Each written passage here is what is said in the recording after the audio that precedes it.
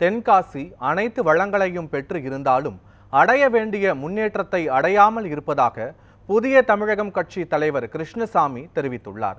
தென்காசியில் அவர் செய்தியாளர்களிடம் பேசியதை மகாயுத்தம் மேடை பகுதியில் பார்க்கலாம். தென்காசி நாடாளுமன்ற தொகுதியை பொறுத்த மட்டிலும் எல்லா வளங்களும் இருந்தும் கூட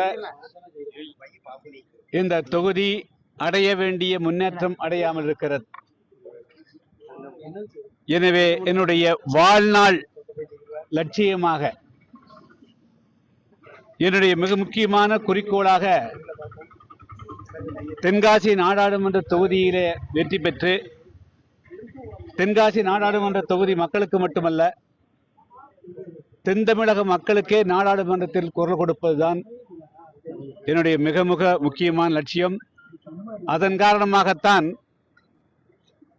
நான் 1998ஆம் ஆண்டிலிருந்து தொடர்ச்சியாக நடைபெற்ற அனைத்து நாடாளுமன்ற தொகுதி தேர்தலிலும் போட்டியிட்டிருக்கிறேன்.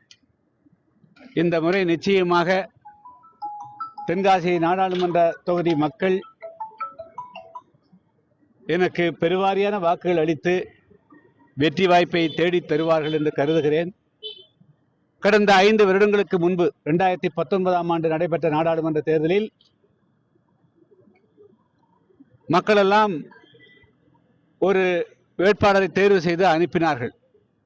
ஆனால் அந்த 5 வருடங்களும் அவர் இந்த தொகுதியை சார்ந்தவராக இருந்தாலும் கூட ஒரு நகரத்துக்கோ ஒரு கிராமத்துக்கு கூட சாதாரணமாக ஒரு விழாக்கள் கூட செல்லாத ஒரு அவநிலை இருந்தது. இதற்காகவா 15 லட்சம் வாக்காளர்கள் வாக்களிக்கிறார்கள்? தங்களுடைய பகுதியினுடைய குடிநீர் பிரச்சனை தீராதா? இங்க இருக்கக்கூடிய லட்சம் இளைஞர்களுக்கு வேலை வாய்ப்பு கிடைக்காதா?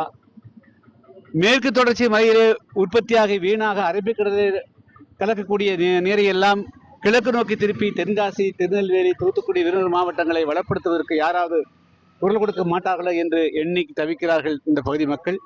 எனவே இந்த மக்களுடைய என்னென்னலாம் அவர்களுக்கு குறை இருக்கிறதோ அனைத்தையும் நிச்சயமாக இது வாக்குறுதியாக மட்டும் இல்லாமல் இது என்னுடைய வாழ்நாள் உறுதியாக நான் இந்த தென்காசி நாடாளுமன்ற தொகுதி மக்களுக்கு தெரிவித்துக் கொள்கிறேன்.